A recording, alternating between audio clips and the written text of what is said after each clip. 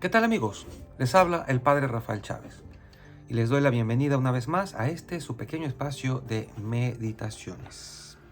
Estamos a sábado 3 de septiembre y hoy la iglesia celebra la memoria de San Gregorio Magno, Papa y Doctor de la Iglesia.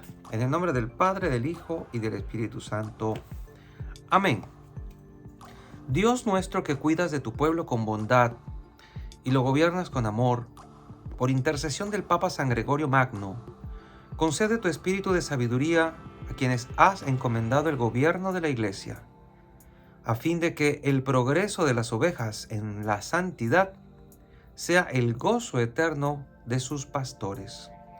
Por nuestro Señor Jesucristo, tu Hijo, que vive y reina contigo en la unidad del Espíritu Santo, y es Dios por los siglos de los siglos.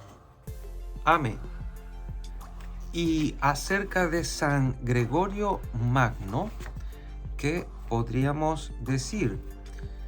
En las notas que trae el Ordo se puede leer lo siguiente. San Gregorio Magno muere el 12 de marzo del año 604. Fue prefecto de Roma, delegado pontificio en Constantinopla. Como papa, notorio por sus reformas y cantos litúrgicos. Envió misioneros a Inglaterra, escribió sobre muchos temas morales y teológicos. Es uno de los 4 grandes doctores de la Iglesia latina. Se llamó a sí mismo el Servus Servorum Dei, que quiere decir siervo de los siervos de Dios, santo patrono de la música. A este papa y a este doctor de la Iglesia, pues le debemos toda esa maravilla de la música gregoriana, que es una nota distintiva de la Iglesia católica, que todavía se escucha y que es, digamos, un clásico y un tesoro de la historia de la Iglesia misma y de la cultura occidental. La liturgia de hoy comienza con la primera carta de Corintios, a los Corintios, capítulo 4, versículos del 6 al 15. El salmo es el 144, cerca está el Señor de los que lo invocan. Y el evangelio es de San Lucas, capítulo 6, versículos del 1 al 5. Un sábado, Jesús iba atravesando unos sembrados y sus discípulos arrancaban espigas al pasar. Las restregaban entre las manos y se comían los granos. Entonces unos fariseos les dijeron: ¿por qué hacen lo que está prohibido hacer en sábado? Jesús les respondió: ¿acaso no han leído lo que hizo David una vez que tenía hambre, él y sus compañeros? Él y sus hombres. Entró en el templo y, tomando los panes sagrados que solo los sacerdotes podían comer, comió de ellos y les dio también a sus hombres. Y añadió: el Hijo del Hombre también es dueño del sábado. Palabra del Señor. Gloria a ti, Señor Jesús. Y hoy es sábado. Muchas iglesias cristianas están celebrando hoy su día de reposo, pero nosotros los católicos superamos esa visión. Nuestro día de reposo, nuestro Sabbat o Shabbat, es el domingo, que es lo que significa la palabra sábado, día de reposo.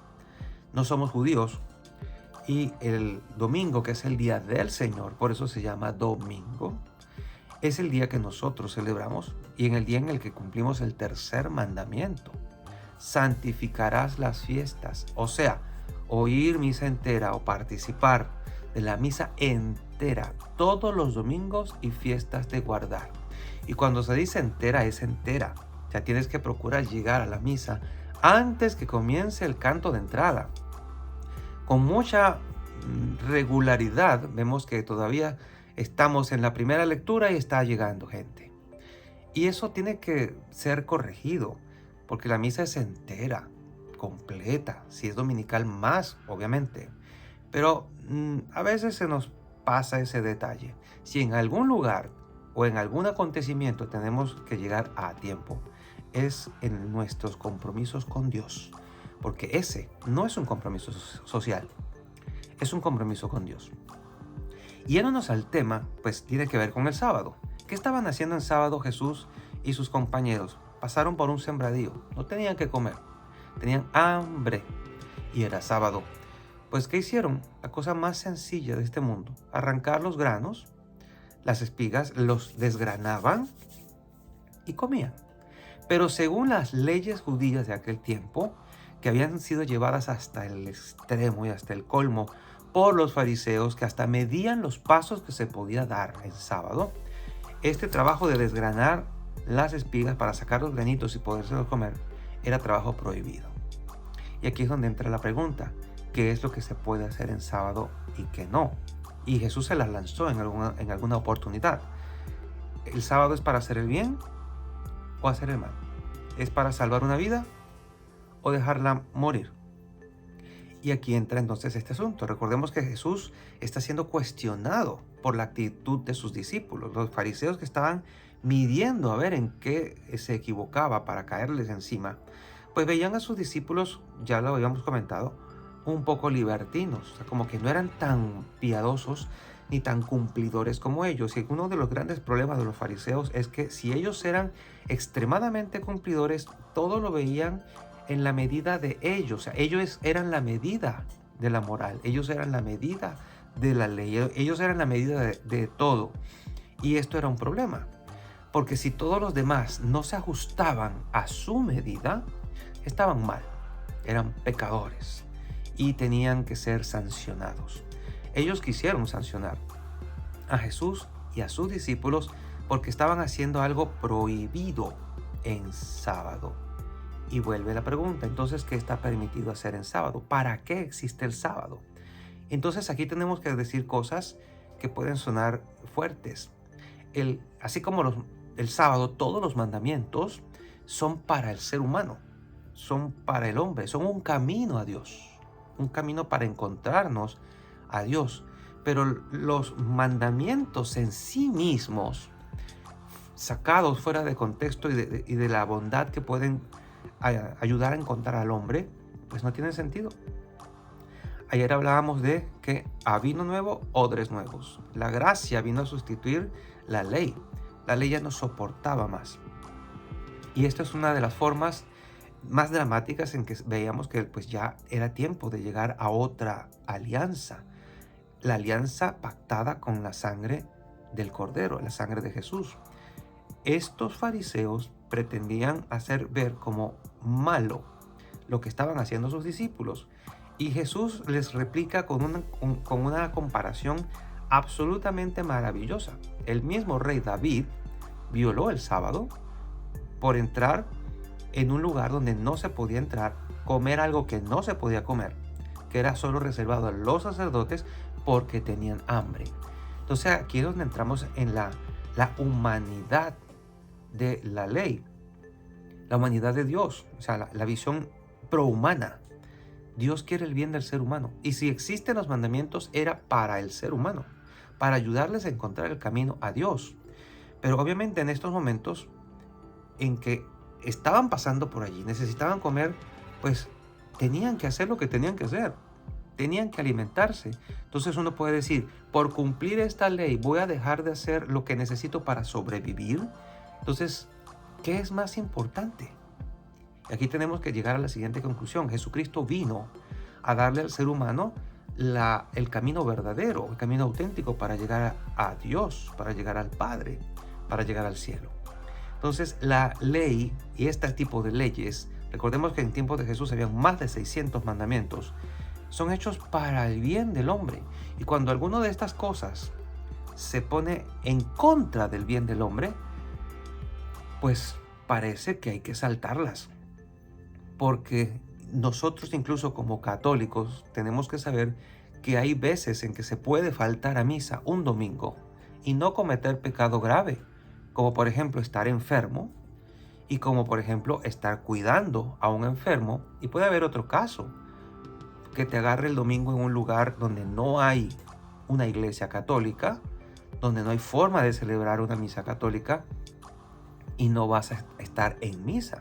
Esto podría pasar y no por eso vas a cometer pecado. Entonces, no es la materialidad de la ley, el cumplimiento material de la ley.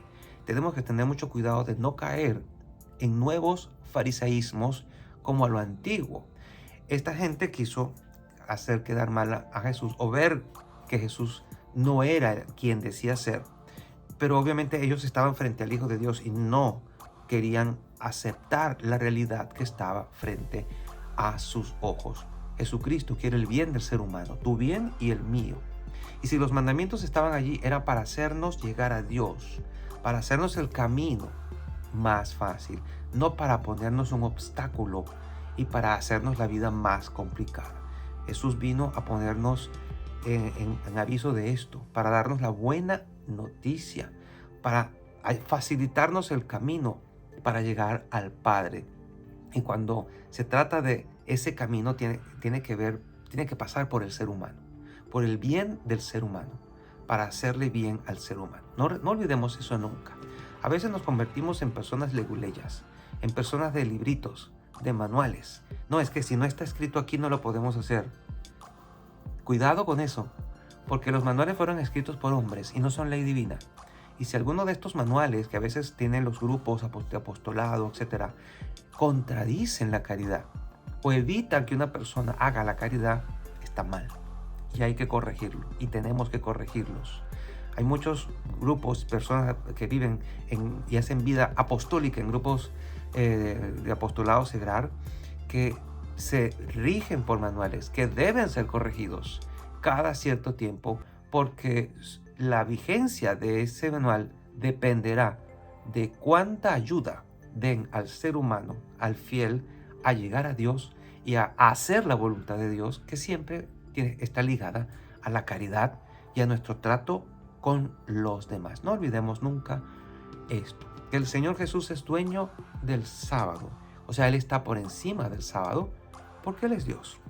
Y así como es Dios y resucitó el domingo, Él de hecho nos cambió el sábado. Ya nosotros no guardamos el sábado judío. Nosotros guardamos el día del Señor, el día en que Él resucitó. Y ese es el día para descansar, es el día para ir al culto, para ir a la misa, es el día para compartir en familia, es el día para acordarnos de Dios y para agradecer todos los bienes, favores y bendiciones que del Señor hemos recibido.